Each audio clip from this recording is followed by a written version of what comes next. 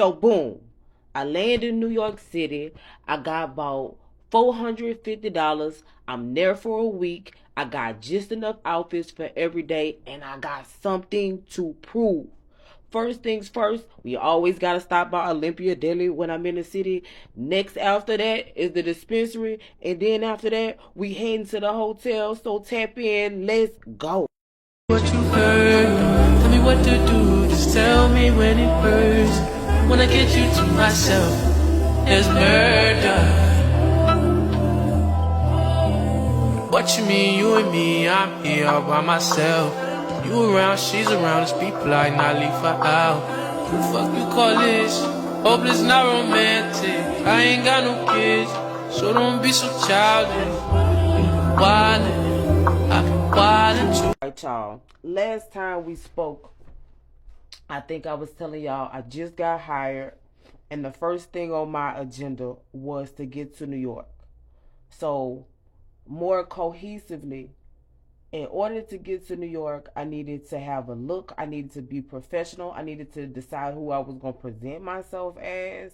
So I couldn't take that lightly, but I was poor. I had just quit my job.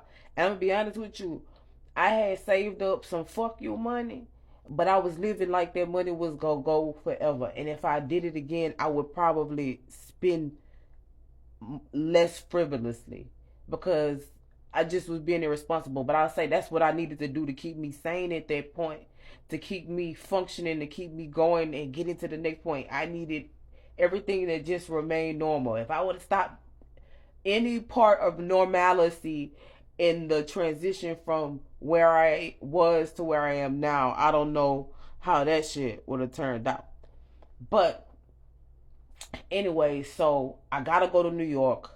That was like the first thing on my list because I don't know anything about this. I was there one time before, but I just knew that I had to get there. I didn't know how these people was going to help me. I didn't know if they was going to help me, but I knew being in this environment, if I wanted to get my success revenge or my revenge success, I needed to be in the room with these people. So I had to, when I tell y'all, I had to pitch my way. I had to do a lot of selling. Like I said, I gave my old boss at the time, I gave her all of my business. I told her all of my business, which I shouldn't have did, but I ain't know at the time. I didn't know what was tea. I didn't know what was telling her. What I was telling her. I didn't know what was valuable, and she was just milking me like a fucking cow. But that's okay. You got it, my girl. You got it, girl. You got it. She got it. But anyways, so I ended up pitching myself, so I needed them to sponsor me because I ain't had no money. I needed to get a flight there, bitch, and I needed somebody to pay for my hotel room.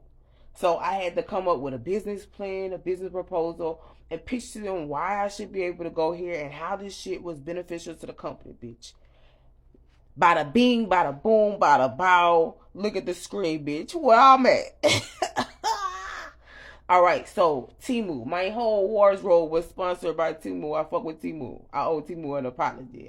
I do, because I cut up on them and I was out of line. But we're not talking about that right now. So, I had, the crazy thing is, I told myself when I quit my job, I had bought a whole new wardrobe. I was like, I'm going to, for where I'm going next in my life, no matter where I'm going to need to look nice. So before I even got this job, I had spent buku money on a new wardrobe because I moved in between. Like, bitch, I quit my job and I got a new house on your stupid ass. You think you about to tell me what to do? I know you fucking lying. So, interestingly enough, oh my god, bitch, that was the glitch. My braces got caught on my whole life. But interestingly enough, bitch, oh my god, I sounded like a fucking car trying to start. I was glitched out. Oh my gosh. Anyways, so interestingly enough, I had a kind of a whole new wardrobe. So all the clothes that I wore on my trip, I already had. So, because honestly, I believed in myself. I knew I was going to be in a place where I needed those clothes. So, it all kind of worked itself out. So, I get to New York, and so Legal Week, they're actually doing a seminar on it this year to tell people how to navigate Legal Week. When I was there, that food was so fucking good, y'all. Oh my god, I ate that every time. It was at the Hilton. Y'all know where the fucking CEO got knocked off at? I'm there. That's where I'm at right now. I'm in this hotel. Y'all, when I'm outside, if you watch this, when I'm outside smoking, where was outside smoking at, that's where he got knocked off at. Like, y'all don't even get it. That shit was crazy when I figured that shit out. And it's gonna be there next year this time. And it's for a conference. You get what I'm saying? So, anyways, that shit hit close to home for me. Y'all don't even get it. But, so, what was I talking about? Okay, I'm gonna stop and then I'm gonna listen to where I was. Okay, so we was talking about Legal Week. So, I had to get to Legal Week. Very important. So what you have been looking at is me getting to Legal Week, walking around, being in my hotel room. I went to the first event I went to was a women's and e-discovery already event. It was for cardiovascular health. Now, mind you, this is in 2024, and so this is all the rewind. You're looking at the past. Okay, all right. So this the next day. So for Legal Week, I think in order for Legal Week to be successful, you have to go in there with a game plan. So I had some events to attend. I had some events that I was co-hosting, and I had some parties to crash. So my goal was to end up in places where people were important and not bother them, but also get to know them. Like it's like I don't know, I can't explain it. It's like some covert or affairs type shit. But my job is to build authentic relationships. So Legal Week is this big conference about all of the technology, the upcoming technology in 2025 and governing laws. It's just a nerve fest. You have all of the world's most brilliant minds in one place for 1 week. So my goal at this point, my strategy was to go sit around and be myself. Like, I met so many people outside smoking my blunt. I met so many people outside eating. I met so many people out at parties drunk, and they actually turned into business relationships that yielded some type of outcome or some type of profit. Um, but that's a strategy. You got to know how to go to these parties and places. You got to know. My goal was to be attractive. I do not chase. I only attract. And so I wanted to make sure I look good, because this is a male dominated industry. And what do niggas like? Bitches. So I don't give a fuck what the bait is. You gonna come talk to me because I'm pretty. But then when I start nerding out on you, talking about managing accounts and numbers and shit, your dick gonna get soft. And I'm gonna try to get a contract with you because I need to manage your money. Because clearly you're not good with it. Any little pretty, and then I'm gonna fuss at you for hollering at any little pretty girl that come around. That's why I need to manage your money. Then I'm gonna hustle you into a contract. You get what I'm saying? So that was my strategy. I did it. But the thing is, these events are so fun. These events is everywhere you go. It was not one place that I went that it wasn't free liquor. One time, matter of fact, this next clip, when I'm going down the blue stairs, bruh. First off, this is the nerdiest party. It's like a nerdy underground party in New York. And when I say the most elite, most brilliant minds in this party, bruh, I stumbled from Times Square all the way back to my apartment, my hotel at the Hilton, Midtown. And if you know where that's at, you know that's a little hike. And the person that I went to the party with, y'all gonna see him. I think I got a reel of us. Um, he went missing. I couldn't find this nigga. Free booze, anything. But this is networking. Like it was such a good time. One of the young ladies, she in this. I just got off a call with her not too long ago. She's gonna be doing some business with one of the non-profits that I sit on the board for. But this was the most important thing for my career, I think. And like I said, I had like $500, bro. What is $500 gonna get you in New York? A hangover, bro. But I really got to experience New York because I didn't have no money for no taxis. I didn't have no money for no Ubers.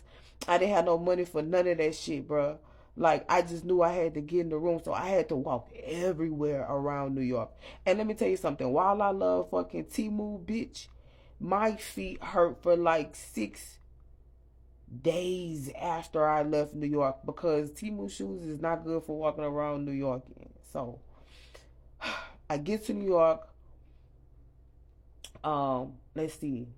My first event, we aren't there yet. So let me tell you about what I've done so far. So this is, I believe, an ACES event, where a whole bunch of, like, this is a concentrated area of nerds and professionals in my industry through this party. And let me tell you, did I sneak into this party? Did I crash this party?